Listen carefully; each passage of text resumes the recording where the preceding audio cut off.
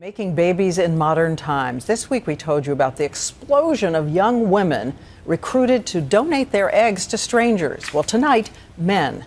And the consequence of something that started more than 50 years ago. There are now so many startled children learning they have the same father. ABC's Ron Claiborne investigates. You are the biological father of 533 children. What? Delivery Man is about a sperm donor who discovers he's fathered hundreds of children. Far-fetched? Well, do you know any young people who look like this man? He's Todd Whitehurst, who, as a young grad student, earned $12,000 donating sperm 2 or 3 times a week for more than 3 years. You do the math. One day, years later, he was contacted by a 14-year-old girl who told him that he was her father.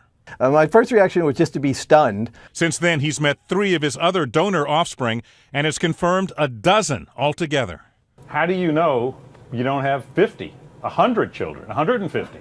I don't know. It's certainly possible. In fact, ABC News has learned of at least 5 individuals who have fathered over 100 children, and one individual nearly 200 children. It's the Wild West, and there's essentially no sheriff in town. In this area, which has become quite large, quite lucrative, and is literally involved in the most intimate area of people's lives. Some countries limit the number of children a sperm donor can have. In the United Kingdom, the limit is 10, and children can find their biological dad and his health history. In England and in most of Europe, it's illegal to have anonymous sperm donation. In the U.S., where more than 2 million children have been born from donated sperm, a website, the Donor Sibling Registry, has been connecting them to their fathers and half-siblings for the last 13 years. Adriana. Kyle.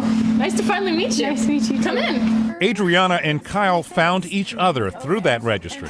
The donor doesn't have any legal or social binding, but it's, half-sister, that's cool. So far, more than 10,000 connections have been made. Todd Whitehurst eventually met his daughter, Virginia. We have a remarkable amount in common. It's surprising, really. It's as if we're related or something. One more version of the modern American family.